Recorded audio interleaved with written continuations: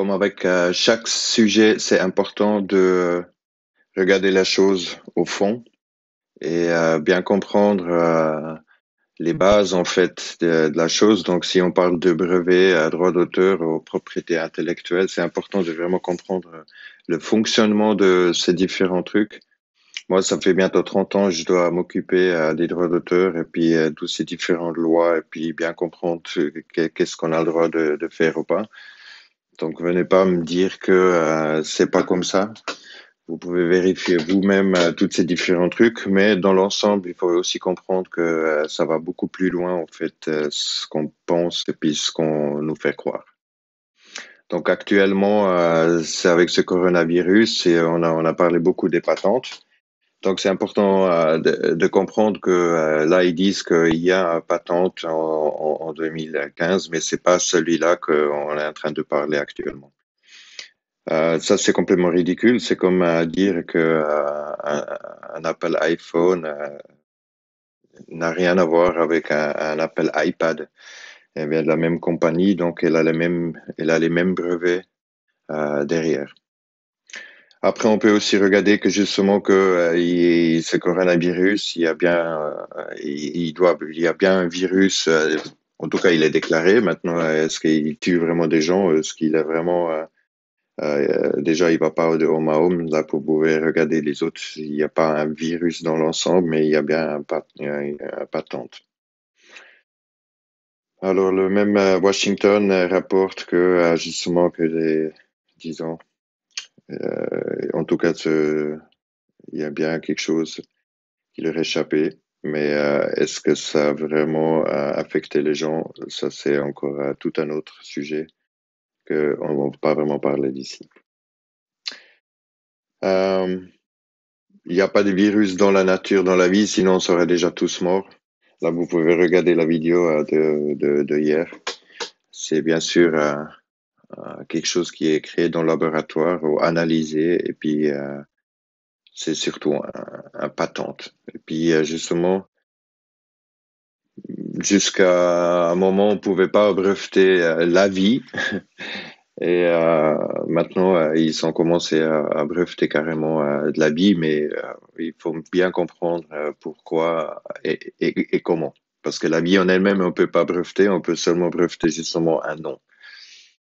Mais pour dire qu'il y a jusqu'à un en 2015, et puis c'est pas ce coronavirus qu'on parle actuellement. Bah, il y en a plein des patentes. Donc, tout cela, ils sont interconnectés. Un qui a déposé le premier coronavirus, c'est la patente. Il a de toute façon la priorité sur les autres, même si quelqu'un d'autre l'a découvert. Donc, la patente, elle n'est pas sur le virus, elle est sur le nom.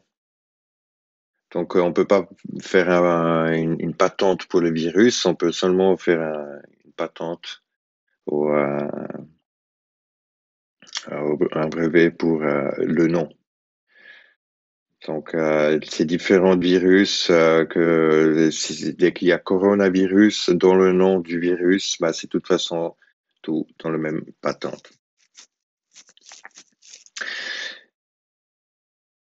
Pour aussi comprendre justement que Bill Gates, ils ont bien quelque chose à voir avec ce coronavirus. Voici le truc parce qu'ils ont au moins une partie des patentes.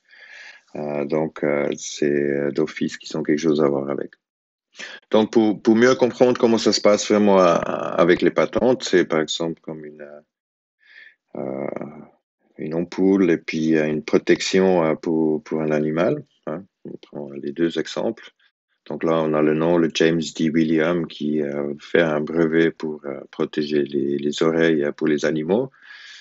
Et l'ampoule, bah, c'est Tesla qui l'a inventé, mais c'est Edison qui a posé la patente.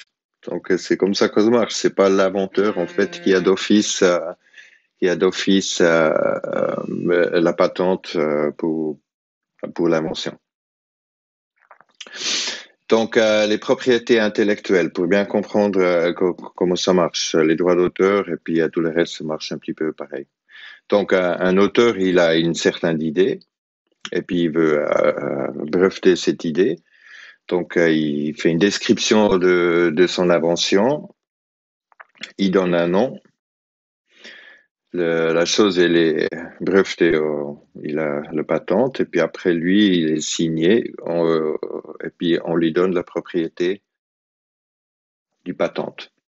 Donc, lui, il peut décider après sur le copyright et tout. Mais il n'est pas propriétaire de l'invention. Il est que propriétaire de la patente. C'est ça qu'il faut bien comprendre. C'est pour ça que le auteur et puis le propriétaire ne sont pas forcément pareils comme avec Tesla et puis Edison pour l'ampoule. Alors, une fois qu'il y a une patente avec un nom, l'idée décrite et puis certains auteurs, ben, cet auteur, lui, il a l'autorité puis il peut décider si les choses y sont accordées ou pas. Donc lui, il peut donner des licences comme des permis de conduire ou des autres licences. Et puis si justement il n'est pas d'accord, bah, il faut payer ou carrément aller en prison.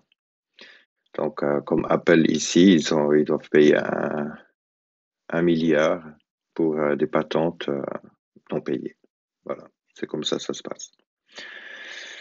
Mais pour avoir cette patente, bah, il faut payer en fait l'office des patentes tous les ans. Pour que justement qu'on reste propriétaire, bah, il faut payer à tous les ans et dans tous les pays. Si on veut que son patente, il est justement, disons, inscrit parce qu'on parle pas de protection, ça, on revient plus tard. Et lui, il faut qu'il paye tous les ans. Et il y a quand même quelqu'un qui s'est fait pas mal de pognon avec ça. Et si justement le propriétaire, il arrête de payer, bah, le propriétaire, il change. Et puis la patente, elle revient envers elle est distribuée à quelqu'un d'autre. Donc, les droits d'auteur ou la propriété intellectuelle, c'est un petit peu pareil. C'est basé en fait sur la piraterie dans l'ensemble. Hein. C'est quelqu'un qui vole une chose. C'est pas que disons, il déclare une idée, puis ouais. Pour bien comprendre, là, je prends l'exemple en anglais, donc copyright. C'est copyright, et puis copyright owner, c'est la couronne, crown, en anglais. Donc, pour bien comprendre, en fait, qui est vraiment derrière les copyrights, on est toujours à la même base du roi, hein, disons invisible. Hein. Il n'est pas aussi invisible que ça. Donc, on a des différents patentes pour l'Ebola, pour les Zika, pour toutes même pour le sida, et justement aussi pour, pas le cancer, mais le cure du cancer. Parce que cure, ça veut dire traiter, tenir compte, mais ça veut pas dire pour la guérison ou pour soigner. Alors, le cancer. Le cancer, c'est pas une maladie. C'est une patente ou un brevet. Et c'est surtout quand on dit qu'il y a des cancers, il y a beaucoup de gens qui ont déjà énormément de peur, donc on réfléchit plus vraiment. Alors il y a bien une maladie, hein, mais ça, ce sont des tumeurs. Et là, justement, les mots, ils commencent à jouer une énorme importance parce que justement, juridiquement, on n'est plus du tout dans le même truc. Et c'est là où on joue justement avec on joue pas avec les mots, c'est eux qui jouent avec les mots et puis nous on fait confiance, c'est justement de pas comprendre qu'est-ce que les mots ils veulent vraiment dire. Mais toute la différence elle est là et vous allez voir pourquoi. Donc un tumeur c'est le gonflement, une condition de gonflement. Voilà, aussi simple que ça. Donc il y a bien une source, voilà. Ça veut dire donc cure le traité et puis justement c'est que le traitement du cancer, c'est justement les chirurgies, la chimie, radio et le cancer. Hein, ça veut dire le cerf, c'est la déesse grecque. Une autre fille de Nyx, la déesse de la nuit, cerf est la déesse de la mort violente. Donc là, il faut bien comprendre que justement, on joue plus seulement avec des mots. C'est que si nous, on pense avoir un cancer, nous, on consente d'avoir une mort violente. En fait, c'est pas justement qu'on a envie de soigner, c'est traiter, tenir compte, c'est pas soigner.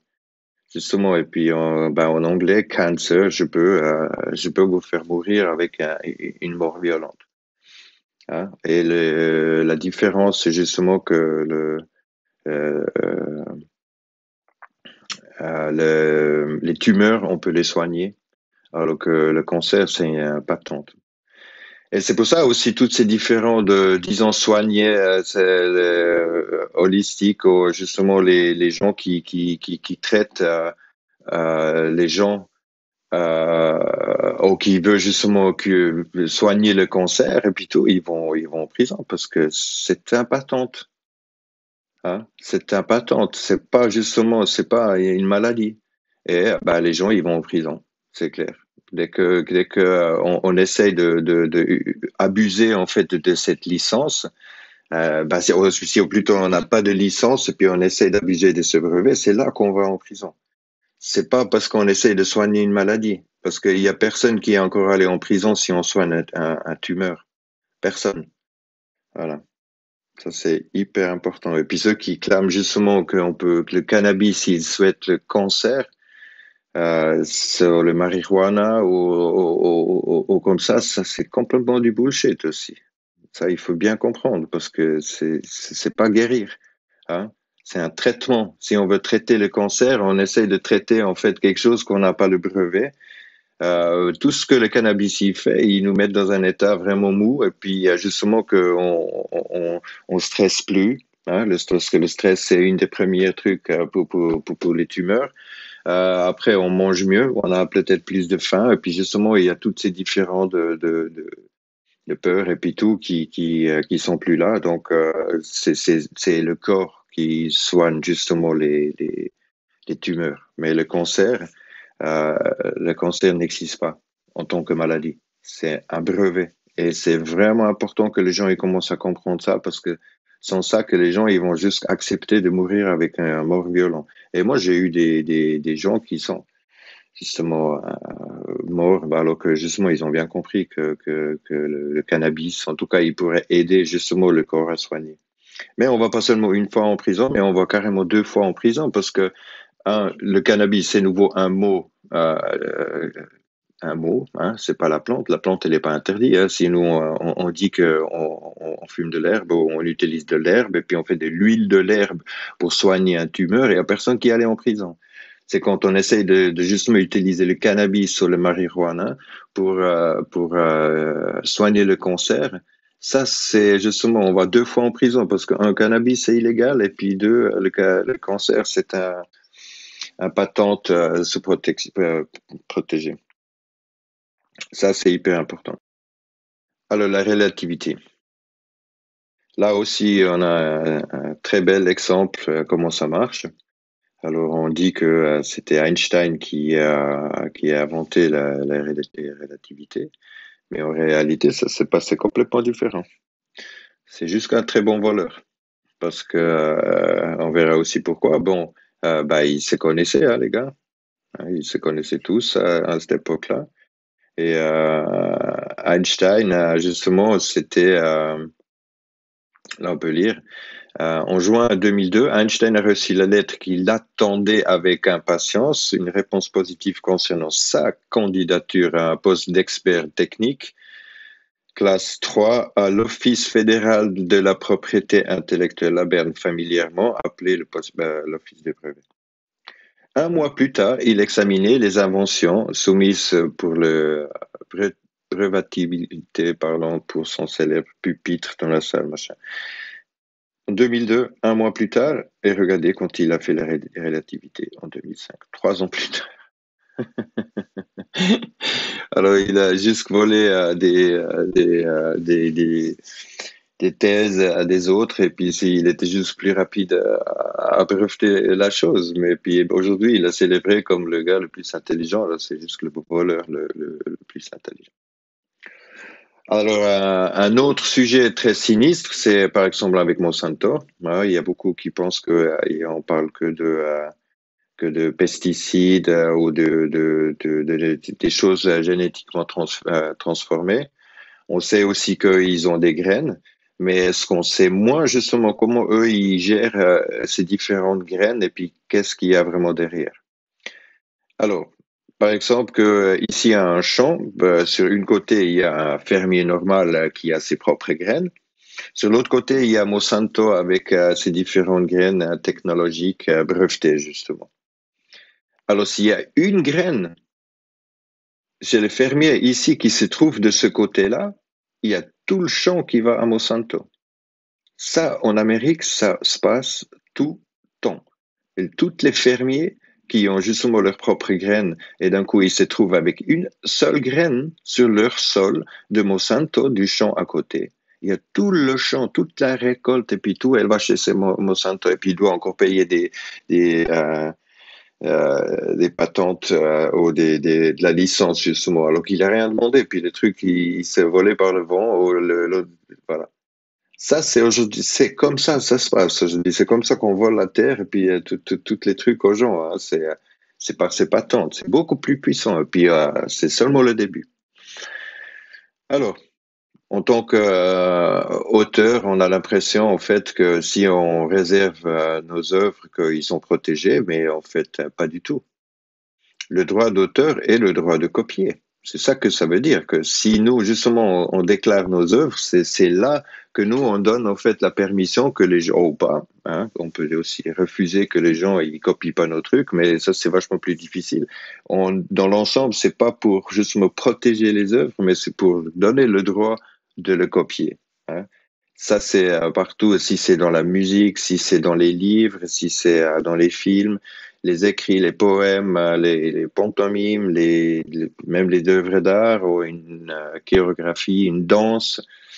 Ça peut être des formes ou justement carrément des peintures.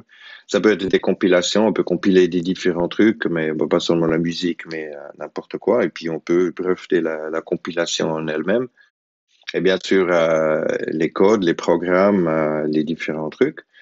Donc, on le souscrit à l'Office des patentes et puis après, disons, on a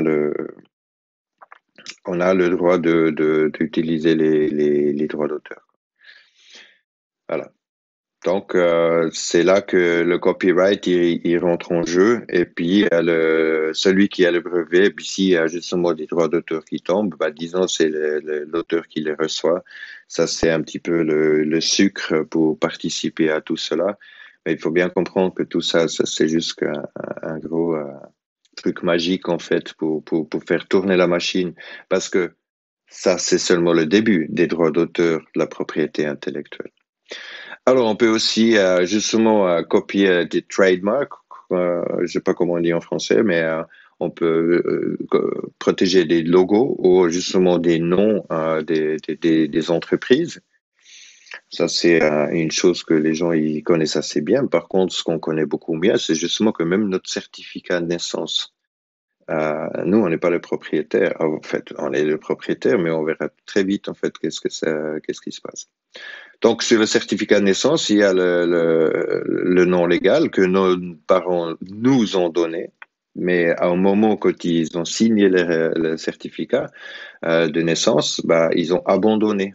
Ils nous ont abandonné et puis ils ont donné le nom pour créer justement cette fiction légale.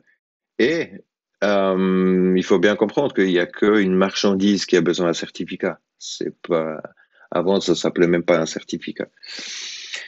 Donc, il y a un auteur, en fait, qui a l'autorité, hein, et puis ça, c'est pas nous. Ça, c'est les autorités, justement. Et eux, ils sont justement les administrateurs. Et puis nous, on est, disons, les teneurs du titre. Propriété, ça veut dire le droit d'utiliser.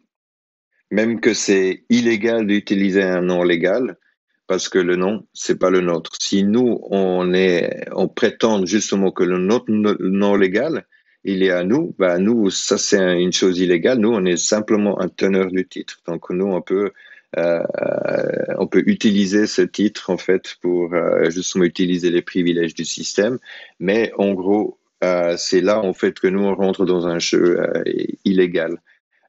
Où justement nous on se fait tout le temps on se rend coupable en fait d'utiliser un nom légal. Voilà. C'est pour ça que nous on est toujours piégés dans ces différents systèmes.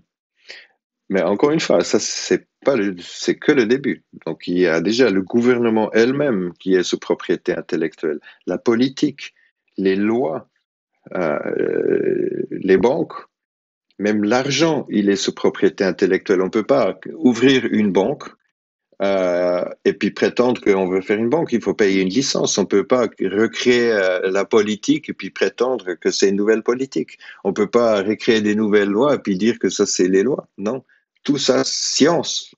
Toute la science est sous propriété intellectuelle. On peut pas réinventer la science. Toute l'astronomie, l'astrologie, la physique, de la géométrie, toutes les religions sont sous propriété intellectuelle. Toute la chimie, tout ça est tout protégé sous propriété intellectuelle. On peut pas le changer.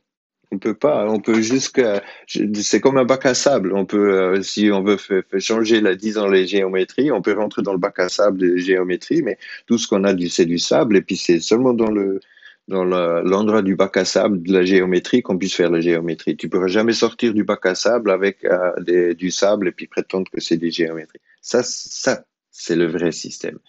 Donc, avec la géométrie, bah, on a toutes les formes, on a les triangles, les pyramides.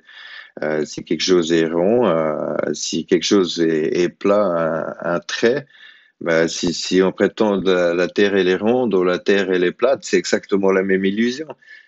Il faut, il faut les outils de franc-maçon justement pour faire un cercle parfait ou pour faire une ligne droite. Sont les outils des francs-maçons. On n'a ni un rond, on n'a ni un plat.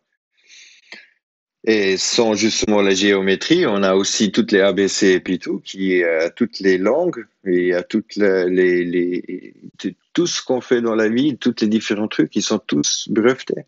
Tout le système, tout le système, pas seulement le système d'ordinateur, mais tout le système, ce qu'on appelle le système, est breveté. Tout ça est sous propriété intellectuelle et c'est tout copié. On peut pas changer le 1, 2, 3 ABC. On peut pas changer les langues. Hein. On peut adapter, mais on peut pas la changer. Et parce que justement, c'est sous propriété intellectuelle. Et puis on va en taule, c'est justement si on essaye de changer. Ben, tout le système est sous propriété intellectuelle.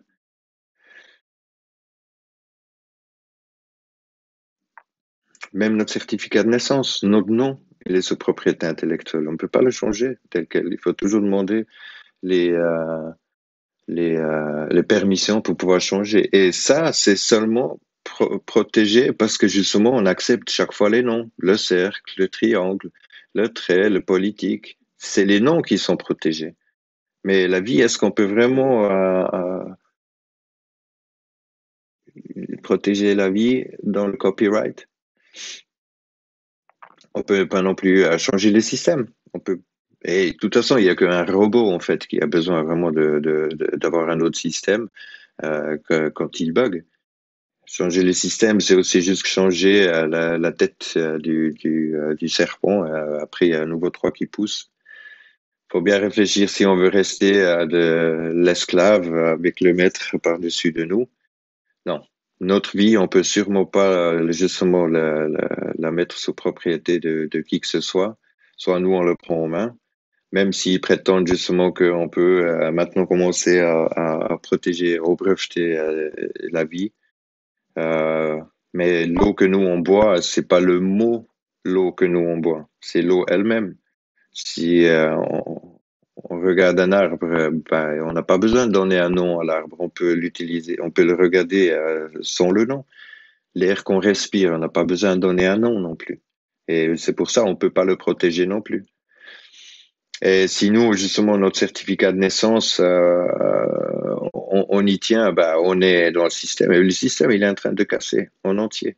Hein. La vie, elle est toujours là. Elle ne nous a jamais abandonnés. C'est à nous de laisser tomber tous ces privilèges Et puis justement comprendre que on n'a plus besoin les noms, on n'a plus besoin les patentes, et puis on n'a plus besoin le système parce que tout est déjà là. Et puis après justement de pleurer, ouais, mais la terre leur appartient déjà. Mais je veux dire, il faut arrêter de pleurer. C'est des pirates. Si un pirate, il vous vole quelque chose, est-ce que ça lui appartient? Hein. C'est ridicule de prétendre que ça lui appartient et puis il a les droits de continuer de voler les trucs à tout le monde. C'est à nous de justement laisser tomber la laisse et de justement envoyer chier de toute cette pression que nous on a tout le temps de toute cette pyramide et puis c'est essayer de se trouver tout en bas de la pyramide, d'essayer de réparer quoi que ce soit. C'est que sinon, si nous on veut vraiment de commencer à bien comprendre, bah, il faut aussi comprendre que à haut, bah, il y a que l'illusion. Hein. Tous ceux qui essayent de justement monter cette pyramide, ou même ceux qui se juste focalisent sur toute la pyramide et puis tout à haut, il y a que de l'illusion. C'est l'ego de tous ces gens qui sont en train de bosser dans cette pyramide. C'est en train de se faire chier dessus depuis à haut et puis continue à justement de faire confiance à cette propriété en fait qui appartient à personne parce que la vie appartient à personne. Donc c'est à nous de justement arrêter d'être le robot avec le mettre au-dessus de notre tête, de payer pour tous ces différents trucs et même peu importe si il veut nous mettre en taux. Si nous on utilise les patentes, les privilèges et puis tout, on a qu'à être d'accord avec tout le bordel. Sinon on va en tôle. Mais justement, on peut aussi se réfléchir autrement et puis oublier toutes ces patentes, tous ces privilèges et les différents trucs et puis quand même partir une fois d'ailleurs pour voir s'il y a autre chose parce que ça fait tellement longtemps qu'on est en train de détruire toute la Terre et la vie sur Terre. Donc voilà. Donc on peut oublier tout ça et puis changer de la vie. Mais ça, c'est une question de volonté et ça va pas arriver par les autres. Donc voilà. Détachez-vous des différents trucs. Quelques vidéos en suggestion si vous voulez voir plus. Merci d'avoir regardé et à bientôt.